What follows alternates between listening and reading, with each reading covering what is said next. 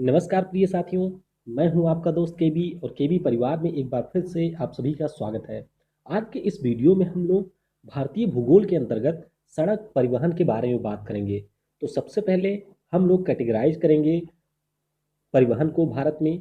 उसके बाद में उसके अंतर्गत हम लोग आज बात करेंगे सड़क परिवहन के बारे में। और वीडियो के लास्ट में हम इस टॉपिक से पूछे गए सभी महत्वपूर्ण प्रश्नों को डिस्कस करेंगे। तो वीडियो अगर आपको पसंद आता है तो वीडियो को लाइक करें। वीडियो अगर आपको नहीं पसंद आता है तो वीडियो को डिसलाइक करके हमें ज़रूर बताएं कि आपने वीडियो को क्यों डिसलाइक किया है। तो चलिए अब वीडियो की शुरुआत करते हैं। लेकिन सबसे पहले उन सभी लोगों को बहुत बहुत धन्यवाद जिन्होंने पिछले वीडियो में मेरे द्वारा पूछे गए प्रश्नों का उत्तर लिखा। और उसमें सबसे पहले विनोद सूदा जी को धन्यवाद। इनके द्वारा सारे प्रश्नों के उत्तर लिखे जाते हैं और सारे प्रश्नों के उत्तर काफ़ी ज़्यादा डिटेल में लिखे जाते हैं। तो इनको बहुत बहुत धन्यवाद। और मैं आपसे रिक्वेस्ट करूंगा कि आप इनके कमेंट जरूर पढ़ा करिए, क्योंकि इनके द्वारा मेरे पूछे गए सारे प्रश्नों के उत्तर काफ़ी डिटेल में लिखे जाते हैं। तो इन्होंने जितने भी प्रश्न मैंने पूछे थे उन सारे प्रश्नों के काफ़ी डिटेल में उत्तर लिखे। तो बहुत बहुत धन्यवाद विनोद सूता जी को। उसके अलावा माहिर रतन जी को भी धन्यवाद, इन्होंने भी उत्तर लिखा था। इसके अलावा मिस्टर सव्य सची मिश्रा जी को, फिर आशा आशा को, इन सभी लोगों को बहुत बहुत धन्यवाद। और मैं आपसे बार बार कहता हूँ कि आप लोग कमेंट में उत्तर लिखने का प्रयास जरूर करिए। और अगर आपको उत्तर नहीं पता है तो आप दूसरों के उत्तर जरूर पढ़िए। तो चलिए अब हम वीडियो की शुरुआत करते हैं। तो सबसे पहले हम बात करेंगे भारत में परिवहन के बारे में। तो भारत में जो हमारा परिवहन है उसको हम लोग तीन भागों में बांट सकते हैं। पहला हमारा हो गया सड़क परिवहन, उसके बाद में हमारा हो गया रेल परिवहन, और फिर हमारा हो गया जल परिवहन।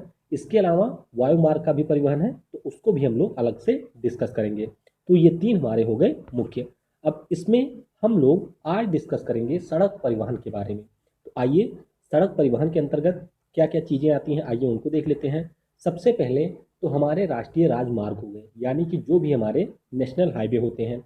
उसके बाद में हम लोग बात करेंगे राज्य राजमार्गों के बारे में, यानी कि जो हमारे स्टेट हाईवे होते हैं। और उसके बाद में हमारी प्रमुख जिला सड़कें होती हैं। इसके अलावा अभी हाल ही के दिनों में आपने सुना होगा एक्सप्रेस वे के बारे में। एक्सप्रेस वे जो हमारा होता है ये राष्ट्रीय राजमार्ग से बड़ा होता है। ये मुख्य रूप से हमारी 4 लेन होती हैं, लेकिन एक्सप्रेस वे हमारी 6 लेन या 8 लेन तक की हो सकती हैं। लेन का मतलब आप समझते होंगे, एक लेन का मतलब हुआ केवल एक ही मार्ग है, दो का मतलब हुआ दो मार्ग हो गए, थ्री का मतलब हुआ थ्री हो गई। तो इसी प्रकार से जैसे संख्या बढ़ती जाती हैं उन्हीं को हम लोग लेन के नाम से जानते हैं। तो इसके अलावा हमारे यहाँ पर हो गई एक्सप्रेस वे, उसके अलावा अन्य राज्य सड़कें हो गई, और फिर हमारे जो ग्राम पंचायतों को जोड़ती हैं उन सड़कों को। तो इस प्रकार से हमारे यहाँ का जो सड़क परिवहन है वह राष्ट्रीय राजमार्ग, राज्य राजमार्ग, प्रमुख जिला सड़कें, एक्सप्रेस वे, इसके अलावा अन्य राज्य सड़कें, ग्राम पंचायत की सड़कें, ये सारी चीज़ें उसमें शामिल होती हैं। तो अब हम लोग चलते हैं सड़क परिवहन की तरफ। तो अगर हम बात करते हैं भारत में, तो भारत में जो हमारे यहाँ पर सड़क मार्ग की लंबाई है वह लगभग 59,03,293 किलोमीटर है। अनुमानित है कि मार्च 2019 तक ये हमारी इतनी सड़क हो जाएंगी हमारे भारत में। लेकिन अगर इसमें हम बात करें तो सर्वाधिक जो लंबाई है वह जिला सड़कों की है, इसके अलावा ग्रामीण सड़कों की है। तो ये चीज़ आपको याद रखना है कि हमारे यहाँ पर जिला और जो ग्रामीण सड़कें हैं उनकी लंबाई सर्वाधिक है। अब हम लोग आगे चलते हैं और बात करेंगे नेशनल हाईवे यानी कि राष्ट्रीय राजमार्ग के बारे में। आपकी परीक्षाओं में जो सबसे ज़्यादा प्रश्न पूछे जाते हैं वे हमारे राष्ट्रीय राजमार्गों से ही पूछे जाते हैं। तो आइए कुछ बेसिक पहले डिस्कस कर लेते हैं। जैसे कि अगर हम लोग अपने संपूर्ण भारत के सड़क मार्गों की बात करें और उनको 100% मान लें तो इनमें से 2% हिस्सा आता है किसके, राष्ट्रीय राजमार्गों के अंतर्गत। लेकिन अगर हम लोग ट्रांसपोर्टेशन यानी कि परिवहन के दृष्टिकोण से बात करें तो 40% हिस्सा आता है राष्ट्रीय राजमार्गों में, यानी कि इनकी जो प्रतिशतता है वह कम है, लेकिन जो परिवहन होता है वह इनसे सबसे ज़्यादा होता है। और ये हमारी आती हैं केंद्रीय परिवहन मंत्रालय के अंतर्गत, और इनका निर्माण होता है या जो विभाग होते हैं जिनके द्वारा ये संचालित होते हैं उनमें पहले हमारा हो गया भारतीय राष्ट्रीय राजमार्ग प्राधिकरण, जिसे आप लोग national highway authority of India कहते हैं। अगर आपने हाईवे पे गए होंगे तो वहाँ पर आपको बड़े बड़े बोर्ड दिखाई देते हैं। उसके अलावा जो हमारे यहाँ पर राज्य लोक निर्माण विभाग होता है जिसे हम लोग PWD कहते हैं, और इसके अलावा सीमा सड़क परिवहन जो होता है, यानी कि जो बॉर्डर पे हमारे बनते हैं, उन्हें हमारा ऑपरेट करता है BRO, यानी कि सीमा सड़क परिवहन। आगे अगर हम लोग बात करें तो भारत सरकार के द्वारा जब अटल बिहारी वाजपेयी प्रधानमंत्री बने थे तो उन्होंने एक नई परियोजना शुरू की थी जिसका नाम था राष्ट्रीय राजमार्ग विकास परियोजना। और इसी के अंतर्गत हमारे यहाँ पर जितने भी हाईवेज होते हैं उनका निर्माण किया जाता है।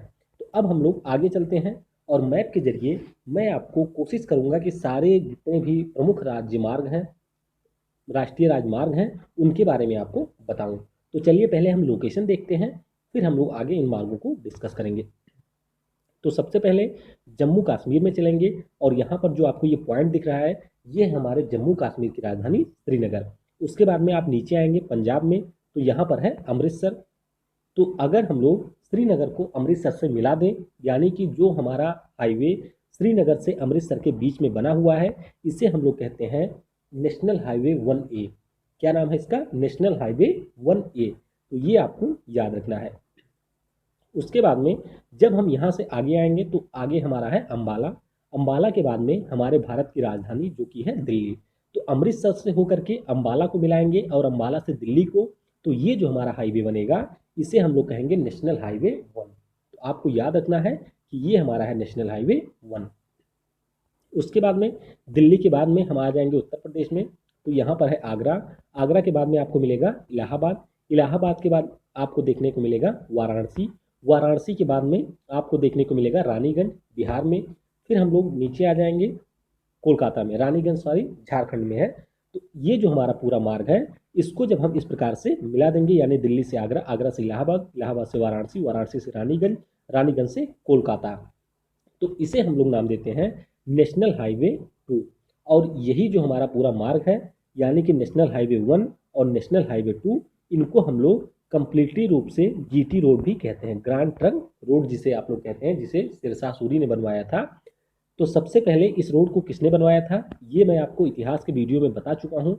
अगर आप लोगों को याद है तो आप लोग कमेंट करके बताइएगा कि किस प्रकार से इसका नाम बदला था। सबसे पहले इसे हमारे प्राचीन भारत के इतिहास में बनवाया गया था, उसके बाद में फिर मध्यकालीन भारत में, और लास्ट में जाकर के कनिंघम के द्वारा इसका नाम चेंज किया गया था। तो आपको पूरा क्रमानुसार बताना है यहाँ पर कि किस प्रकार से इसका नाम परिवर्तन हुआ है और किनके द्वारा किस समय काल में इसका परिवर्तन किया गया है। ये चीज़ें मैं आपको पहले बता चुका हूँ। तो यहाँ तक हमने national highway 1A, national highway 1 और नेशनल हाईवे 2 को डिस्कस किया। अब हम लोग आगे चलते हैं। जब हम लोग आएंगे मध्य प्रदेश में तो यहाँ पर आपको मिलेगा ग्वालियर। फिर आप आ जाएंगे यहाँ पर मुंबई, और जब हम लोग आगरा से ग्वालियर होते हुए मुंबई को मिला देंगे, ये दिल्ली होते हुए, तो ये जो हमारा नेशनल हाईवे है यही कहलाता है राष्ट्रीय राजमार्ग 3। क्या है ये? राष्ट्रीय राजमार्ग 3। फिर हम लोग मुंबई से नीचे यहाँ पर आएंगे कर्नाटक में, तो ये हमारा है बेंगलुरु। बेंगलुरु को मिला देंगे जब मुंबई से, तो ये जो हमारा राष्ट्रीय राजमार्ग है इसे हम लोग कहते हैं NH4। क्या नाम है इसका? NH4। देखिए यहाँ पर मैं आपको कोशिश कर रहा हूँ कि जो हमारे बीच के डेस्टिनेशन हैं, यानी कि जो बीच के प्रमुख स्थान हैं, उनको भी लोकेट कर सकूँ, जिससे आप लोग इसको और अच्छे से समझ सकें। क्योंकि कई बार आपकी परीक्षाओं में ये पूछ लिया जाता है कि इनमें से ये जो नेशनल हाईवे है वह किस स्थान से होकर के जाता है या किस स्थान से होकर के नहीं जाता है। तो इसीलिए आपको ध्यानपूर्वक इसको देखना है। तो मुंबई से बेंगलुरु को मिला दिया। उसके बाद में यहाँ पर आप आएंगे तो ये है आपका चेन्नई। चेन्नई के बाद में यहाँ पर आपको देखने को मिलेगा विशाखापट्टनम। विशाखापट्टनम के बाद में हम लोग देखेंगे भुवनेश्वर उड़ीसा में, और फिर हमारा हो गया कोलकाता। तो बेंगलुरु से चेन्नई, चेन्नई से हमारा हो गया विशाखापट्टनम, उसके बाद में भुवनेश्वर, फिर कोलकाता, और इसी को हम लोग नाम देते हैं नेशनल हाईवे 5। क्या है? राष्ट्रीय राजमार्ग 5। ये हमारा शुरू होता है चेन्नई से लेकर के कोलकाता तक, और ये हमारा मुंबई से चेन्नई तक। तो ये 5 हमने डिस्कस कर लिए। बीच में हमारा एक और स्थान है जिसे हम लोग कहते हैं नागपुर। कहाँ पर है ये? महाराष्ट्र में। तो हम लोग मुंबई के ऊपर जब आप देखेंगे यहाँ पर हजीरा है। हजीरा के बाद में जब हम लोग हजीरा को नागपुर से और इसको जोड़ देंगे कोलकाता से, तो ये जो हमारा राष्ट्रीय राजमार्ग है इसे हम लोग कहते हैं राष्ट्रीय राजमार्ग 6। क्या नाम है? राष्ट्रीय राजमार्ग 6। और उसके बाद में जब हम लोग यहाँ पर है कन्याकुमारी, और वाराणसी से नागपुर और यहाँ से होते हुए कन्याकुमारी को जोड़ेंगे, तो ये हमारा हो जाता है नेशनल हाईवे 7। तो अभी तक आपने पढ़ा होगा या पहले तक आपने कुछ दिनों पहले तक पढ़ा होगा कि भारत का जो सबसे लंबा राष्ट्रीय राजमार्ग है वह NH7 है, लेकिन अब ये बदल चुका है। सबसे लंबा राष्ट्रीय राजमार्ग है NH44, जो कि श्रीनगर से शुरू होता है कन्याकुमारी तक। अभी इसके बारे में आपको डिटेल में बताऊंगा। दूसरे नंबर पर ये हमारा आ जाता है। तो ये चीज़ें आपको याद रखनी है। तो 7 तक हमने डिस्कस किया। अब एक हमारा राष्ट्रीय राजमार्ग 8वां है, आइए उसको भी देख लेते हैं। मुंबई के ऊपर आपने देखा हजीरा, हजीरा के ऊपर आप देखेंगे गुजरात में सूरत, सूरत के बाद में आपको यहाँ पर देखने को मिलेगा अहमदाबाद, अहमदाबाद के बाद आप देखेंगे राजस्थान में ये हमारा है जयपुर, और फिर ऊपर हो गई दिल्ली। तो मुंबई से लेकर के सूरत, अहमदाबाद, जयपुर और दिल्ली को हम मिला देंगे तो ये जो हमारा राष्ट्रीय राजमार्ग है ये है राष्ट्रीय राजमार्ग संख्या 8। तो ये हमने 1 से लेकर के 8 जिनसे प्रश्न पूछे जाते हैं उन सभी राष्ट्रीय राजमार्गों को डिस्कस किया।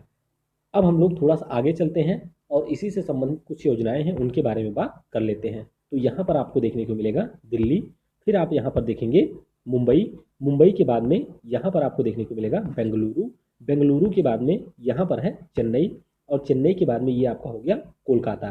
तो हमारे यहाँ पर 4 महानगर हैं, कौन कौन से?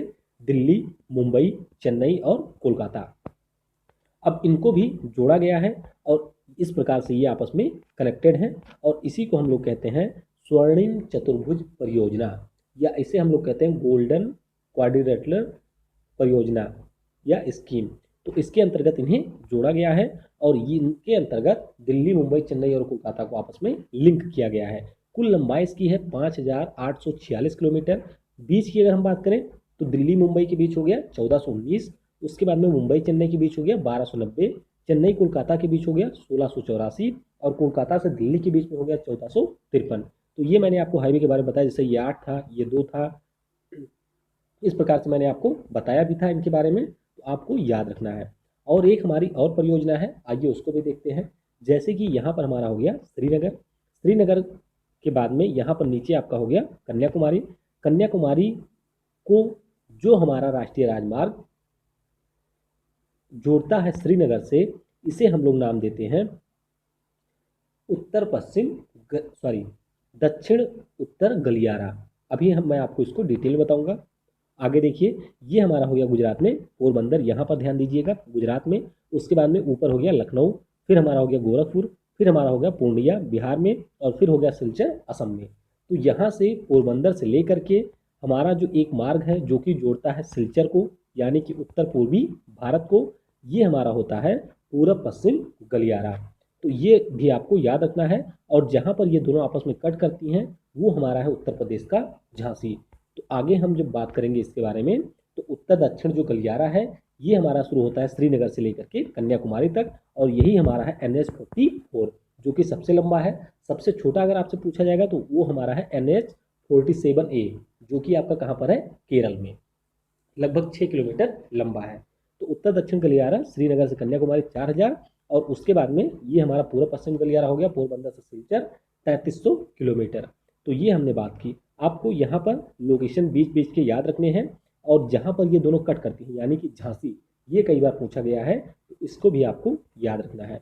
अब हम लोग बात करेंगे थोड़ा सा राजकीय राजमार्गों के बारे में। तो अगर राजकीय राजमार्गों के बारे में बात करें तो इन्हें हम लोग प्रांतीय राजमार्ग भी कहते हैं। और ये जो हमारे प्रांतीय राजमार्ग होते हैं ये हमारे जिला मुख्यालयों को उस राज्य की राजधानी से जोड़ते हैं। जैसे कि उत्तर प्रदेश की बात करें तो यहाँ पर 75 जिले हैं, और जो 75 जिले उत्तर प्रदेश की राजधानी से जुड़ते हैं उनके बीच का जो मार्ग होता है उसी को हम लोग कहते हैं राजकीय राजमार्ग, या इसे हम लोग प्रांतीय राजमार्ग भी कहते हैं। अगर मैं बात करूं आपसे कि सर्वाधिक नेशनल हाईवे कहाँ पर है, तो ये आपके हैं उत्तर प्रदेश में। लेकिन अगर प्रांतीय राजमार्गों की बात करें तो सबसे ज़्यादा लंबाई जो है ये आपकी है महाराष्ट्र में। तो ये दोनों पॉइंट आपको याद रखने हैं, यही यहाँ पर बताया गया है। जैसे कि भारत का सबसे लंबा राष्ट्रीय राजमार्ग NH44, भारत का सबसे छोटा तो NH47A, या कहीं कहीं आपको 47 देखने को मिलेगा। सर्वाधिक राष्ट्रीय राजमार्ग की बात करेंगे तो इसमें है उत्तर प्रदेश, और सर्वाधिक प्रांतीयों की बात करेंगे तो इसमें आपका है महाराष्ट्र।